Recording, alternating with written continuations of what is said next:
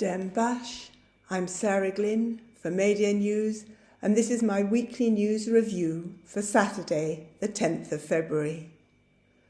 Broken lives and broken promises between earthquakes and elections. The anniversary on Tuesday of last year's devastating earthquakes in Turkey and Syria has generated a plethora of reports on the current situation. They make predictably grim reading.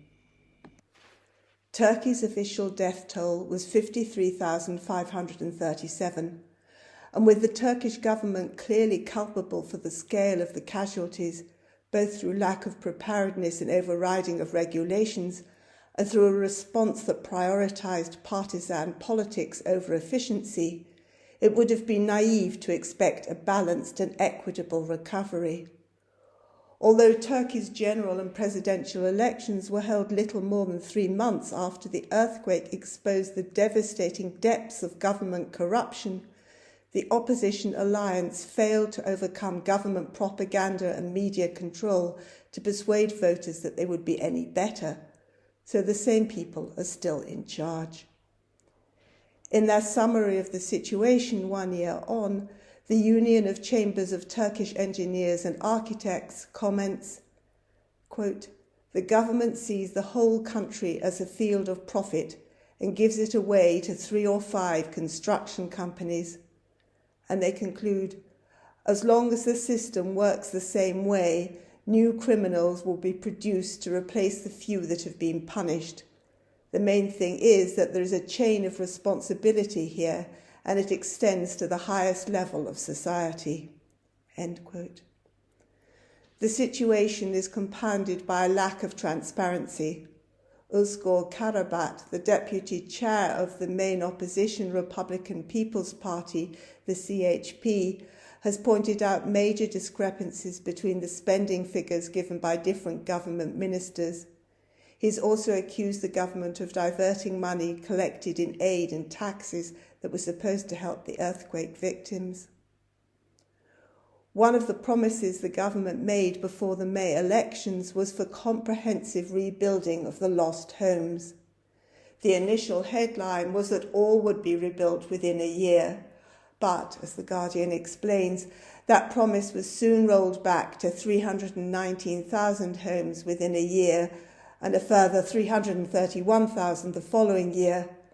And by last week, the numbers had been reduced to 75,000 completed by the beginning of April, rising to 200,000 at the end of this year. Meanwhile, a spokesperson for the Turkish presidency said in late January that the construction of a total of 307,000 houses has started. The delivery of a total of 46,000 houses has started gradually. Of the 3 million people who have lost their homes, around 690,000 are in temporary camps made from shipping containers. Others are occupying tents or ad hoc shelters or using damaged buildings. The huge demand for rented homes has pushed up rents for everyone at a time when inflation generally has left families struggling for survival, and many earthquake survivors have also lost their source of livelihood. Alongside all the trauma of death and injuries, lost homes and broken communities, daily life remains very difficult. Many people had to leave their home region, but even in the worst-hit province, Hatay, the government claims that 3/4 of the nearly 600,000 people who left have now returned. There are difficulties accessing healthcare and finding sufficient school teachers. Women have acquired more caring responsibilities, and in the cramped and ill-equipped temporary accommodation and with households beset by economic and other worries, they are at increased risk of domestic abuse.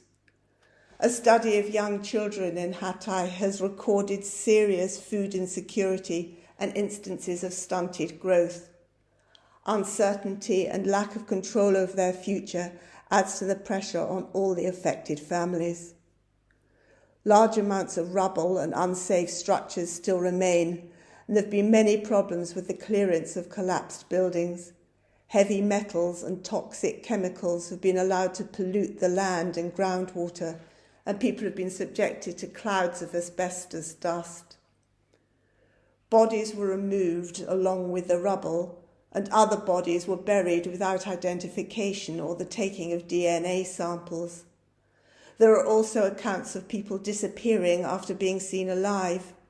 Many families do not know what has happened to their lost relations. They have no grave to grieve at, and every piece of news can bring new hope or renewed despair.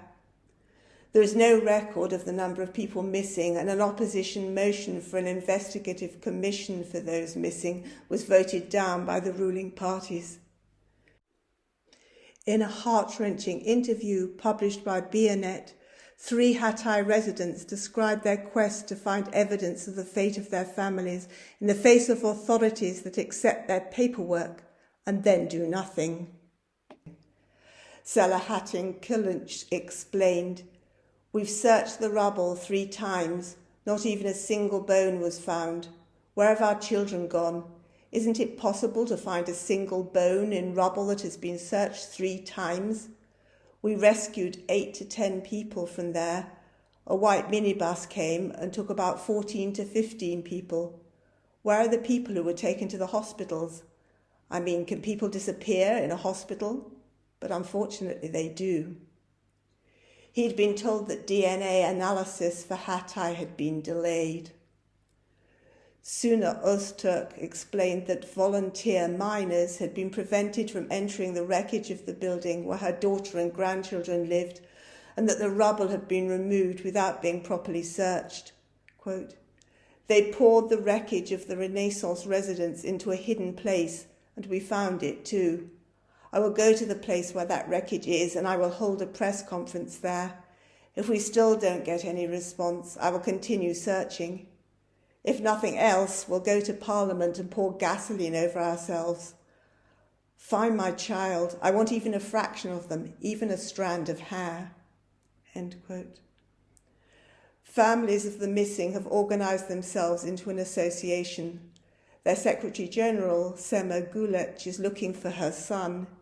She explained to Yeni Özgür Politika, "While I was looking for my son in Gülüyüv apartment, it turned out that the last floor of the building he lived in had fallen on Merve apartment. Eyewitnesses said that my son was taken out alive. He was wrapped in a blanket, put in a white car and sent to the hospital. He had no visible injuries. He was just unconscious. We learnt about this 10 to 15 days later when eyewitnesses reached us on social media." She has been to hospitals, cemeteries and morgues, but there has been no DNA match. Others have similar stories. As with other disasters in neoliberal economies, the destruction has been exploited to give more opportunities for private profit. The Chamber of Engineers and Architects has pointed out that proposed mines and power plants that have been unable to obtain satisfactory environmental impact assessments before the earthquake were put into construction during the post-earthquake emergency when these assessments were not required. And they observe that a new law that makes it easier for the state to appropriate private property will be used to demolish valuable areas of the city to make them available for development. People living in areas designated under this law live in limbo, waiting for their homes to be bought from them. Top-down, profit-driven redevelopment does not make for good places to live, nor help to rebuild community structures. Often people are forced to stay far off from the city centres, and good agricultural land is buried under concrete. There is no input from local people, and tendering processes take place behind closed doors. For survivors who can afford to buy their new home, the government will provide a grant of 750,000 Turkish lira, 23,000 euros, and a loan of the same amount to be paid off in 20 years. People who previously owned their home may be unable to afford to buy or find themselves encumbered by debt. As predicted, despite the well-publicised arrests of some developers and contractors, public authorities and elected representatives have so far been left untouched.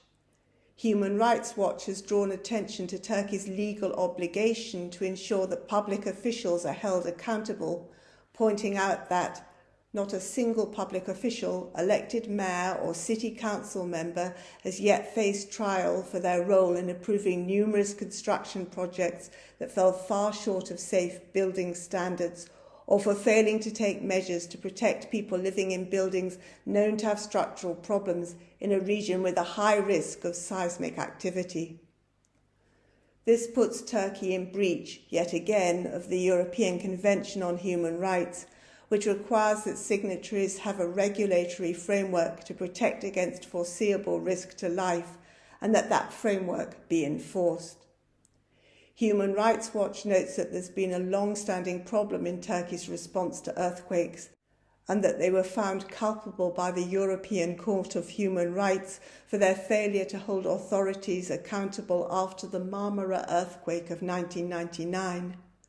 The European Court has also repeatedly criticised Turkey's rule that prosecutions of public officials require prior permission from the relevant authorities. Although Human Rights Watch didn't mention it, responsibility goes right up to the top, with the granting of amnesties for buildings that did not comply with regulations. This has been done 9 times since 2002. The 2018 amnesty allowed buildings to be legalised merely on the declaration of their owners. Erdogan Agdoğdu of the Progressive Lawyers Association talked to Bianet about rottenness within the judicial system, commenting, "Can there be independent judiciary in an environment where the Minister of Justice expresses his views on every matter?" He noted that people close to the ruling Justice and Development Party, the AKP, were quickly released from detention, and he complained that collapsed buildings had not been properly investigated, giving us examples, lack of soil analysis and insufficient samples taken of the reinforcement. The BBC reported on the work done by one grieving mother and grandmother to find the reason for the collapse of the building that killed her family.